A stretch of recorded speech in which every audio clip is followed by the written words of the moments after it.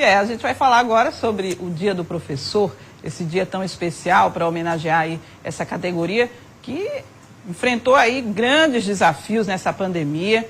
Os professores tiveram que se reinventar em relação ao método de ensino, né? E houve muito crescimento, logicamente, mas houve também muito trabalho. E a gente quer falar mais sobre isso, né? Com o nosso representante dos professores aqui na Assembleia Legislativa, o professor Irã Barbosa, deputado, que sempre lutou por essa categoria, por isso ele chegou a ser deputado estadual e pode falar mais sobre essas lutas, esses desafios de uma categoria que deveria ser tão valorizada, tão respeitada, que é o professor. Bom dia, deputado Irã Barbosa, professor Irã Barbosa, bom dia. Parabéns, né, pelo seu dia, né? Obrigado, muito obrigado. Quero agradecer a vocês, tanto pela oportunidade de neste dia especial, poder estar dialogando com todos que fazem a TV Alese, que acompanham a TV Alese, mas especialmente com os nossos queridos e queridas professores e professoras. Agradecer pelas menções especiais à nossa categoria. Estou aqui à disposição, é sempre uma satisfação falar da minha categoria, que é uma categoria que eu integro há 36 anos, desde muito jovem, exatamente aos 17 anos, quando fiz o vestibular para a História, imediatamente comecei a ministrar aulas com carteira assinada na rede particular de ensino, portanto, já há 36 anos que milito, né, nesta profissão, que me orgulha muito, apesar dos percalços. Sabemos que não é só a questão da valorização e do respeito, mas também são as condições, enfim, é um conjunto de coisas que tem dificultado, mas segue sendo uma profissão que nós apostamos como necessária, né? E inclusive, do ponto de vista da lei, da Constituição, fundamental para a formação, para o exercício da cidadania, para a formação para o mundo do trabalho e para a formação para a vida, de uma forma geral. Portanto, é um prazer conversar com vocês, estou à disposição. Pois é. E quero também aqui manifestar os meus parabéns a todos os colegas e a todas as colegas de profissão, na rede pública, na rede privada, na rede básica de educação, na rede superior de educação, enfim, a todos os educadores do Brasil, de Sergipe. É uma satisfação estar aqui. Pois é, deputado, e a gente falou justamente sobre esse desafio aí que tem sido essa pandemia para os professores, que mostrou, quer dizer, tornou muito evidente, às vezes, as condições de trabalho, o conhecimento, muitas vezes, que eles não tinham em relação à tecnologia e tiveram que ter, assim, meio forçado, né? Tiveram que aprender, de uma certa forma, impulsionados aí por essa pandemia. Eu queria que o senhor analisasse um pouquinho sobre isso, de como eles também ganharam em conhecimento. Veja, primeiro que tudo, é importante dizer que os educadores do Brasil inteiro, há muito tempo, denunciam a falta de valorização profissional. Porque, veja, a valorização profissional, ela pressupõe alguns requisitos essenciais a qualquer profissão. Vocês que fazem jornalismo sabem disso. Há condições que são indispensáveis para que vocês exerçam a profissão. Os médicos que vão comemorar seu dia no próximo domingo sabem disso, mas qualquer profissional sabe. E tem 4 elementos basilares para que um profissional tenha a valorização que nós reivindicamos há muito tempo. E nós denunciamos que, no caso do magistério, essa valorização não acontece.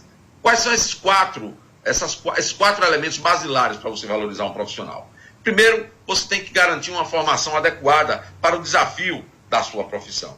Então, a formação, ela não é apenas uma formação inicial, ela é a formação inicial que se dá nos espaços adequados de formação, mas é também a formação continuada, aquela que ocorre no decorrer do exercício profissional, né? Então, a formação é essencial, mas além da formação, nós precisamos ter também, evidentemente, condições de carreira que sejam atrativas, que atraiam as pessoas para virem para a profissão e não fazer o que está acontecendo agora, por exemplo, no caso do magistério.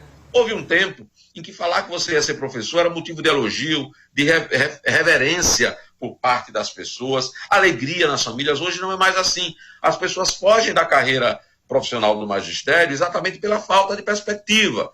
E muitos, quando ingressam no magistério, ingressam transformando o magistério numa carreira de passagem, porque terminam buscando outras alternativas que sejam mais benéficas do ponto de vista de retribuições profissionais do que o magistério. Então, há que ter uma carreira, uma estrutura de carreira que seja atrativa para chamar as pessoas, mas que seja atrativa para que as pessoas permaneçam durante toda a sua fase produtiva naquela profissão. Essa é a segunda condição. A terceira condição é a questão salarial, evidentemente.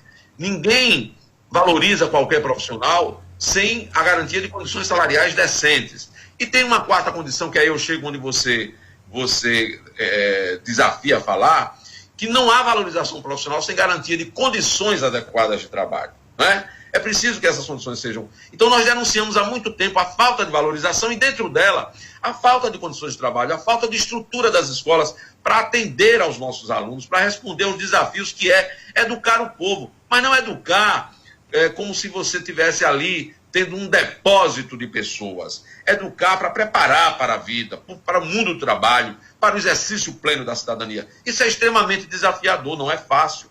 E você precisa ter condições. Essas condições que nós denunciamos, que são inexistentes muitas vezes no interior das escolas, especialmente das escolas públicas, elas ficaram escancaradas agora. E os professores e professoras tiveram, de novo, porque não é a primeira vez, é claro que a pandemia terminou dando uma visibilidade maior a isso, mas tiveram que, de novo, sozinhos, na solidão ou na junção que fazem naquele coletivo, buscar alternativas para isso. Vejam, durante essa pandemia, nós assistimos aos professores transformarem os seus lares em local de trabalho, em cenário para o exercício da sua profissão. Durante essa pandemia, nós vimos os professores e professoras utilizarem as suas redes para dialogarem com seus redes sociais, dialogarem com seus alunos. Utilizarem os seus dados de internet para garantir que as aulas remotas acontecessem. Isso não pode acontecer em lugar nenhum do mundo que seja sério. Você tem o professor usando seus próprios recursos, que já são parcos no nosso caso, para garantir o exercício da sua profissão. Mas é assim cotidianamente. Ou será que nós não sabemos que os professores e as professoras, no cotidiano das escolas, produzem um material porque não chega material para eles trabalharem, tiram cópia para que os alunos tenham acesso a textos que não são disponíveis muitas vezes nas escolas, né? Eles inventam, criam a partir de sucatas, criam a partir do que tem em casa disponível para ilustrar suas aulas. Isso acontece cotidianamente e a pandemia evidenciou. Então, eu acredito que nós estamos sendo desafiados a exigir que a escola pública não seja um local de improviso, que a escola pública seja um laboratório científico, porque é isso que tem que ser. A escola pública é um espaço de aprendizagem, como tal, ela tem que ser um espaço adequadamente preparado para o exercício de uma profissão extremamente desafiadora. Vejam, nenhum outro serviço público, nenhum outro, atende tanta gente todos os dias como o serviço de educação pública. E para fazer isso, a escola tem que estar preparada. Ninguém exige que outros profissionais exercitem sua profissão sem um mínimo de condições. Vamos pegar aqui o exemplo dos médicos, que também sofrem muito pela falta de condições. Mas ninguém exige que um médico, por exemplo, faça uma cirurgia sem ter minimamente as condições necessárias. Falta muito. Eles estão denunciando também a falta de condições. Mas no caso do professor, acham que botar carteiras quebradas numa sala sem vidraça, sem ventilação, escura, sem nenhuma salubridade, numa escola que não tem banheiros adequados, que não tem refeitório, onde a cozinha não tem condições de higiene, onde a alimentação escolar que chega é muitas vezes uma broa, um biscoito, uma banana, um suco enlatado, que os professores, nessas condições, produzam o melhor dos mundos em termos de educação. E que as notas dos testes externos à escola sejam boas. Mas, veja, nós não fazemos milagres. Quando nós fazemos concurso público para o magistério, nós fazemos concurso para sermos professores, não para sermos milagreiros. Não há como exigir que o professor, por mais capacidade técnica, por mais capacidade profissional que ele tenha, que ele consiga tirar leite de pedra. Nós fazemos muito, mas fazemos em condições muito inadequadas. Isso precisa ser tratado e você tem razão. A pandemia escancarou essa realidade dura na qual nós vivemos. Esperamos que isso mude, lutamos para que isso mude, mas já há décadas, eu mesmo estou cheio de cabelos brancos, já estou, como já disse, com 36 anos de caminhada nessa profissão, lutando por isso. Infelizmente, parece que vou me aposentar sem conquistar essas condições adequadas e a valorização que nós tanto temos lutado para obter. É isso que tenho a dizer sobre essa questão das condições e dizer que isso não nos faz arrefecer. Nós vamos continuar, mesmo quando nos aposentamos, que é isso que acontece com os professores e as professoras, se aposentam, mas precisam continuar lutando, porque continuam sem ter condições dignas de sobrevivência depois que se aposentam, nós vamos continuar lutando. Um dia nós conquistamos a mudança tão esperada nessa sociedade e o nosso magistério passará a ter o lugar de respeito que ele merece. E o respeito não é apenas uma referência respeitosa no dia do professor.